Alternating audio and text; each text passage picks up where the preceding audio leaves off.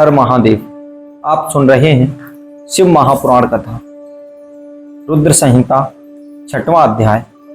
भगवान विष्णु की नाभि से कमल का प्रादुर्भाव, स्वेच्छावश ब्रह्मा जी का उससे प्रकट होना, कमलनाल के उद्गम का पता लगाने में असमर्थ ब्रह्मा का तप करना, श्री हरि का उन्हें दर्शन देना, विवादग्रस्त ब्रह्मा विष्णु के बीच में अग्नि स्तंभ का प्रकट होना तथा उसके ओर छोर का पता न पाकर उन दोनों के उसे प्रणाम करना।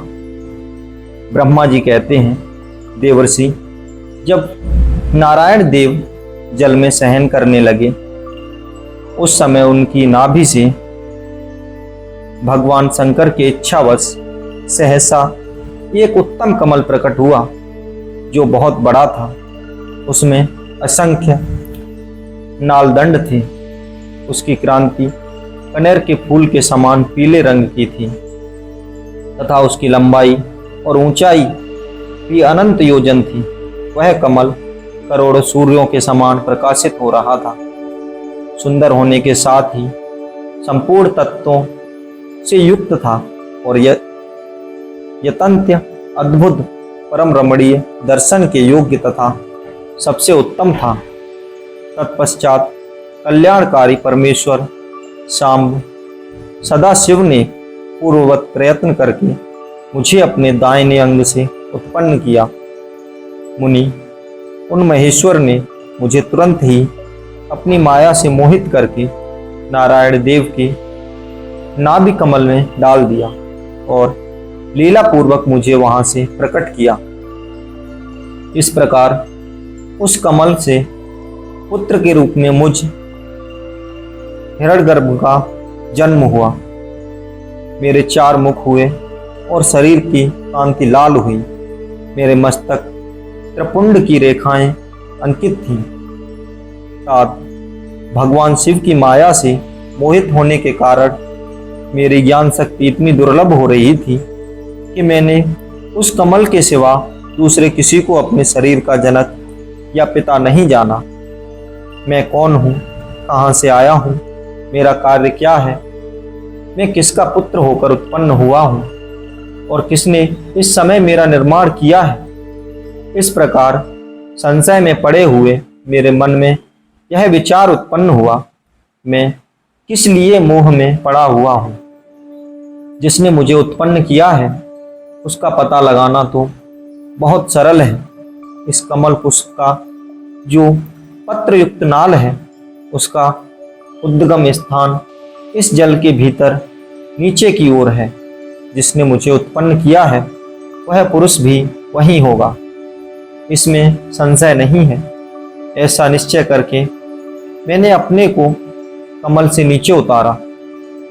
मुनि, मैं उस कमल की एक एक नाल में गया और सैकड़ों वर्षों तक वहां भ्रमण करता रहा, किंतु कहीं भी उस कमल के उद्गम का उत्तम स्थान मुझे नहीं मिला। जब पुनः संशय में पड़कर मैं उस कमल पुष्प पर जाने को उत्सुक हुआ और नाल के गर्भ से उस कमल पर चढ़ने लगा।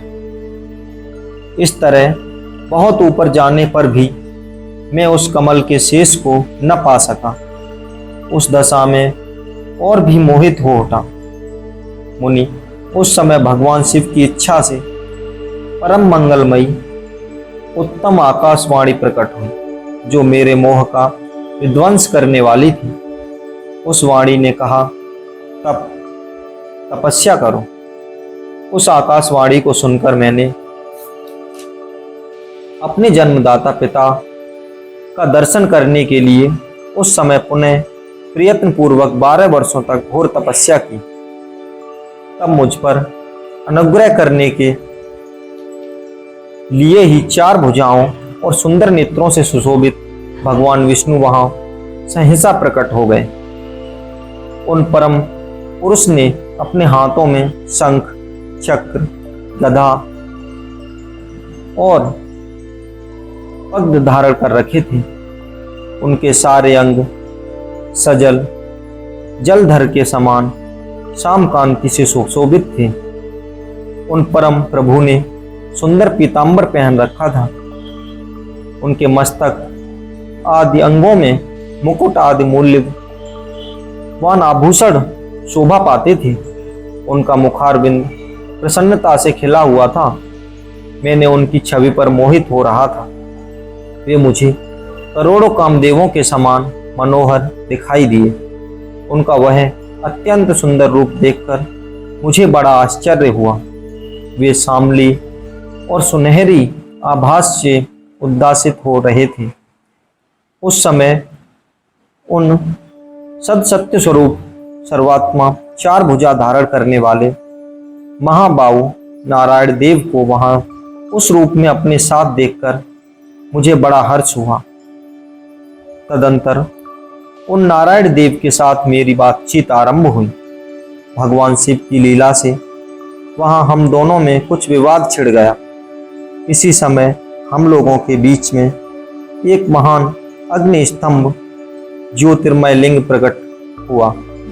मैंने और श्री विष्णु ने क्रमशः ऊपर और नीचे जाकर उसके आदि अंत का पता लगाने के लिए बड़ा प्रयत्न किया, परंतु हमें कहीं भी उसका और छोर नहीं मिला।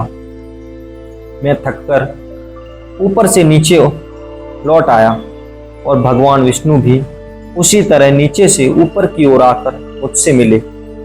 हम दोनों शिव की माया से मोहित थे।